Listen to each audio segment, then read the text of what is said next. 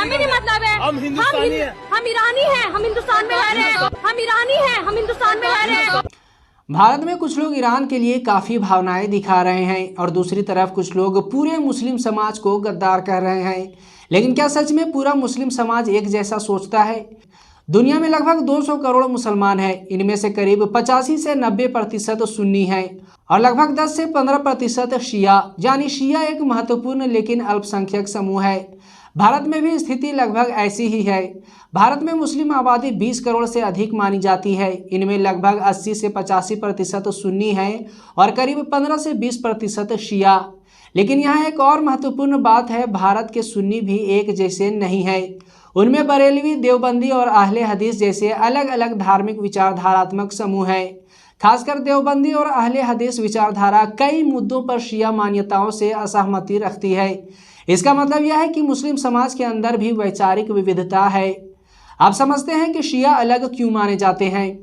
शिया विचारधारा का मूल आधार इमामत का सिद्धांत है। उनका मानना है कि पैगंबर के बाद नेतृत्व केवल उनके परिवार में रहना चाहिए था। इस वजह से वे हजरत अली और उनके वंश को विशेष धार्मिक अधिकार वाला मानते हैं। शिया समुदाय में धार्मिक नेतृत्व की एक संरचना होती है। वे आयातुल्लाह या मर्जा जैसे धार्मिक गुरुओं को मानते हैं और उनके मार्गदर्शन का पालन करते हैं। यह संरचना सुन्नी समुदाय में नहीं पाई जाती। सुन्नियों में कोई एक वैश्विक धार्मिक सर्वोच्च नेता नहीं होता। धार्मिक प्रथाओं में भी अंतर है। शिया नमाज 5 मानते हैं लेकिन अक्सर 3 समय में पढ़ते हैं। सजदे के दौरान तुरबत का उपयोग करते हैं। मुहर्रम में करबला की घटना की याद में मातम करते हैं। जबकि देवबंदी और अहले हदीस जैसे सुन्नी समूह इन तरीकों को धार्मिक रूप से सही नहीं मानते।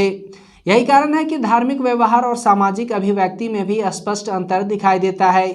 अब प्रश्न आता है, ईरान और उसके नेतृत्व को लेकर भावनात्मक जुड़ाव क्यों दिखता है?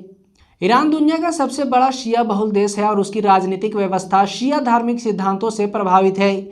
इसलिए दुनिया भर के कई शिया धार्मिक रूप से ईरान को एक प्रतीक के रूप में देखते हैं। यदि ईरान के किसी बड़े धार्मिक नेता के साथ कोई घटना होती है तो कुछ शिया समुदायों में इसे केवल राजनीतिक घटना नहीं बल्कि धार्मिक घटना के रूप में भी देखा जाता है। इस वजह से भावनात्मक प्रतिक्रिया दिख सकती है। लेकिन क्या बाकी मुस्लिम समुदाय भी उसी तरह प्रतिक्रिया देता है? सामान्यतः नहीं।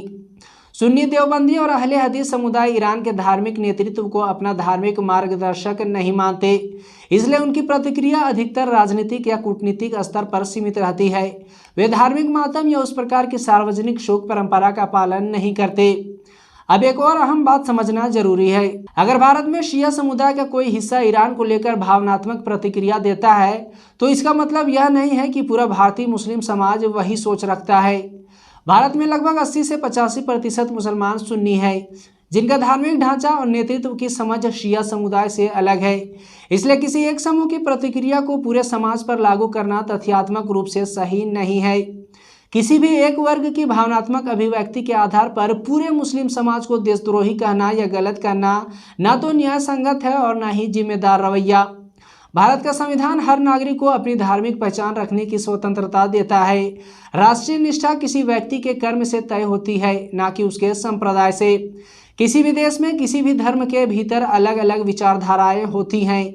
अगर कोई समूह किसी अंतर्राष्ट्रीय घटना पर भावनात्मक प्रतिक्रिया देता है तो उसे पूरे समुदाय की देशभक्ति से जोड़ देना गलत सामान्यीकरण है। हमें यह समझना होगा कि भारत का मुस्लिम समाज एक समान नहीं है। विचारधाराएं अलग है, धार्मिक संरचनाएं अलग हैं और राजनीतिक सोच भी अलग अलग हो सकती है।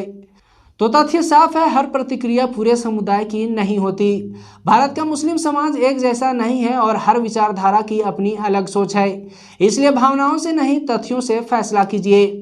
मैं हूं इमरान अतहर और सच को साफ शब्दों में रखना मेरा काम है।